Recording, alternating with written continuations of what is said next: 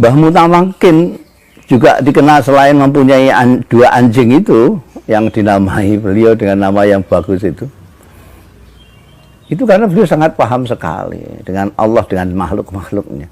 Dan yang disinggung-singgung lagi oleh orang-orang yang bicara tentang Mbah Mutamakin itu adalah Mbah Mutamakin suka melihat wayang, ceritanya Perkudara Bratasena ketemu dengan Dewa Ruci.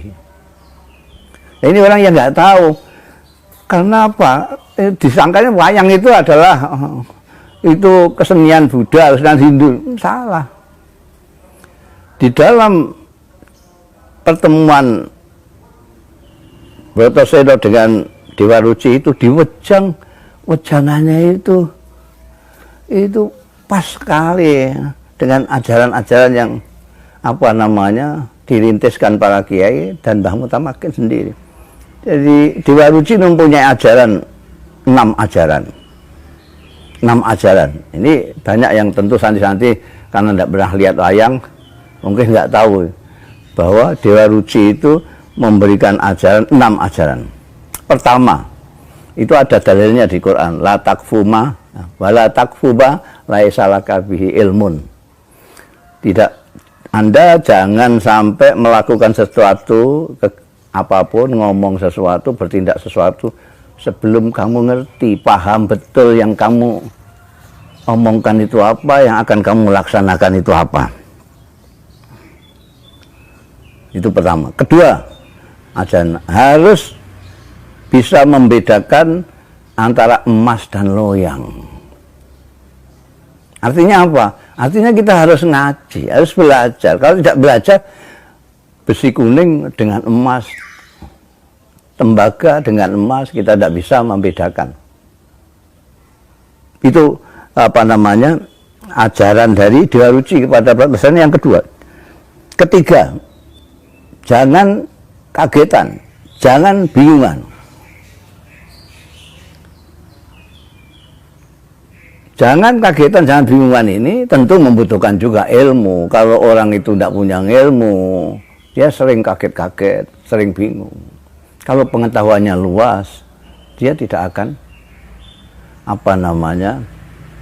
kagetan, tidak akan bingungan. Seperti falsafatnya pesantren. Dulu itu pesantren itu, orang kalau mondok pesantren itu niatnya tidak muluk-muluk, tidak kepingin jadi pilot, kepingin jadi anggota DPR, kepingin jadi petinggi negara, tidak.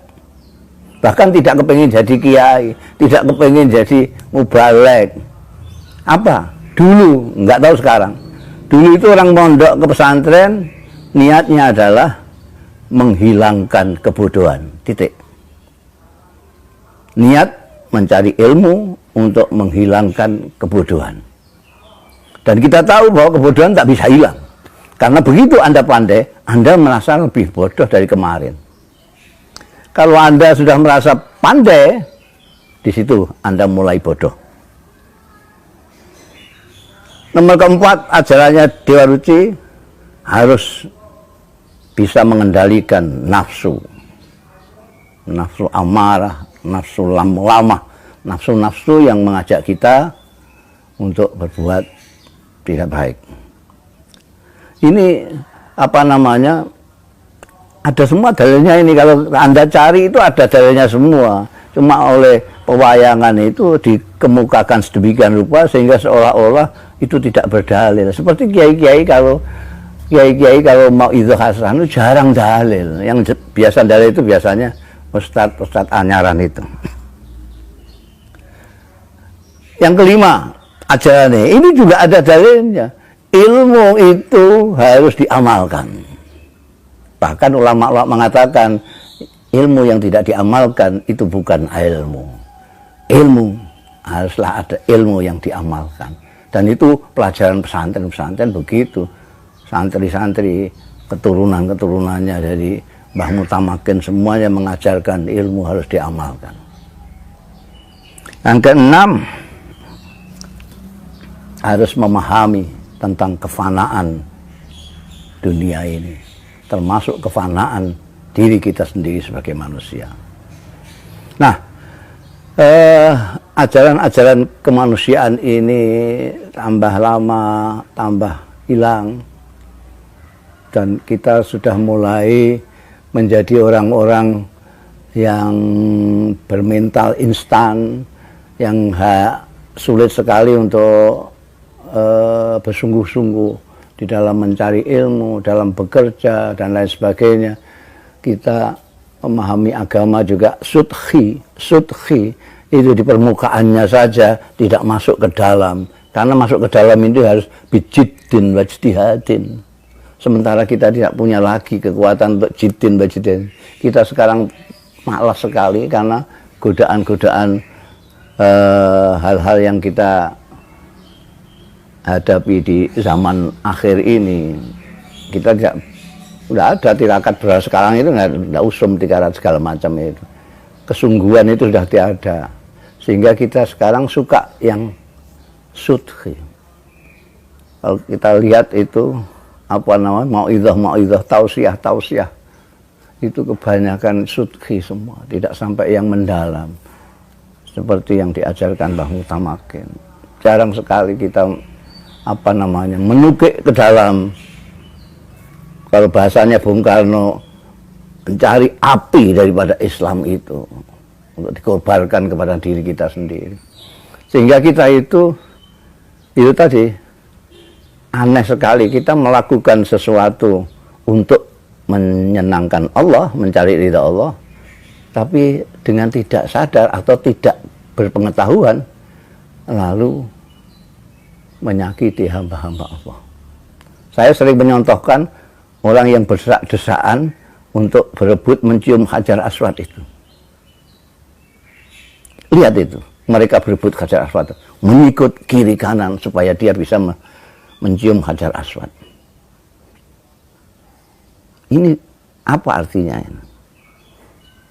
Dia ingin mencium Hajar Aswad itu untuk kepentingan siapa?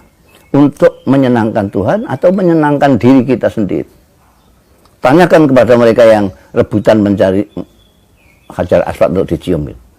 Untuk menyenangkan diri sendiri atau menyenangkan Allah? Kalau jawabnya untuk menyenangkan Allah, itu aneh sekali. Bagaimana mau menyenangkan Allah dengan menyakiti, mengikuti hamba-hambanya? Tidak masuk akal. Jangankan Allah, saya saja. Kamu ingin menyenangkan saya, anak saya, kamu sikuti, keplak kamu. Dan orang lalu lupa bahwa mencium Hajar Aswad itu paling tinggi hukumnya sunnah. Sedangkan menyakiti hamba-hamba Allah itu haram. Bagaimana untuk mendapatkan kesunahan dengan keharaman? Ini sama saja dengan korupsi, sedekah dari uang korupsi. Tidak menghilangkan kotornya korupsi. Di kemanusiaan kita itu menjadi luntur karena kita salah memahami ilmu, salah memahami tentang kesalehan. Saleh yang sejati adalah orang yang saleh, baik dengan Allah dan baik dengan hamba-hamba Allah. Baik dengan Tuhan dan baik dengan manusia. Tidak bisa. Anda baik dengan manusia tapi tidak sholat, tidak puasa, tidak beribadah kepada Allah. Kamu separuh takwa. Sebaliknya, kamu sembahyang, kamu ngoceh soal Islam segala macam, tapi kamu jahat, zalim kepada sesama hamba Allah, kamu belum berarti orang yang bertakwa. Nah, karena kemanusiaan ini begitu tipis, ya ini husnuzon saya. Allah itu begitu baik. Kita itu selama ini dengan dunia itu tidak berjarak. Bahkan karena tidak berjaraknya kita dengan dunia, begitu cintanya kita kepada dunia, itu kita bisa tega kepada sesama manusia, sesama hamba Allah Ta'ala. Kita lupa, ini sama-sama manusia. Dan kita lupa kepada ajaran Kanjeng Nabi Muhammad Sallallahu Alaihi Wasallam. La yu'minu ahadukum hatta yuhibba li akhihi ma yuhibbu li nafsihi. Ini seringkali termasuk ustadz-ustadz keliru mengartikan hadis ini. Diartikan orang tidak sempurna imannya sebelum dia menyintai saudaranya seperti menyintai dirinya sendiri. Ini tidak benar, tidak pas. Karena kalau artinya begitu, redaksinya tentu la yu'minu ahadukum hatta yuhibba akhahu kama yuhibbu nafsahu. Ini tidak. Hatta yuhibba li akhihi ma yuhibbu li nafsihi. Jadi kalau seperti contoh saya tadi, kalau saudara kita kalau kita senang mencium hajar aswad, kita harus senang juga kalau saudara kita bisa mencium hajar aswad. Kalau kita senang dihormati, kita harus senang juga kalau saudara kita dihormati. Ini ajaran Kanjeng Nabi. Tapi itu semua karena kedekatan kita dengan dunia yang tidak berjarak sama sekali itu, ini lupa semua, termasuk orang Islam terhadap ajarannya. Maka karena kebaikan Allah Subhanahu wa Ta'ala, maka Allah memberi pelajaran dahsyat kepada kita. Adanya pandemi sekarang ini. Sekarang ini kita dibuat sedemikian rupa harus berjarak dengan dunia. Bahkan kita dengan sesama pun disuruh berjarak. Ya, berjarak. Ini pelajaran yang perlu kita cerdasi. Orang yang tidak pernah piknik itu menyangka bahwa pandemi ini itu hanya di Indonesia. Bahkan ada yang menyangka bahwa pandemi ini hanya di dusunnya sendiri saja. Padahal ini di seluruh dunia. Di Timur Tengah, di Eropa, di Amerika, di Mekah Al-Mukarramah, itu semuanya terkena dampak. Semuanya. Kalau kemarin itu masjid hanya dijadikan untuk kepentingan diri sendiri, tidak untuk kepentingannya Allah. Katanya masjid itu adalah rumah Allah Ta'ala. Sekarang rasakan kamu di sana. Sekarang kalau kita rindu kepada masjid, rindu bersama-sama dengan orang, itu rindu yang macam apa sekarang? Kita sekarang diingatkan, kita itu sama. Kullukum min Adam, wa Adam min turab. Kullukum min Adam, wa Adam min turab. Selama ini kita kotak-kotak hamba Allah itu. Allah ketika berfirman, walaqad karramna bani Adam, itu tidak ada embel-embel kelompok ini, kelompok ini. Karramna bani Adam. Pokoknya yang namanya manusia dimuliakan oleh Allah Ta'ala. Tapi kita sendiri malah tidak memuliakan, bahkan tidak memuliakan diri kita sendiri.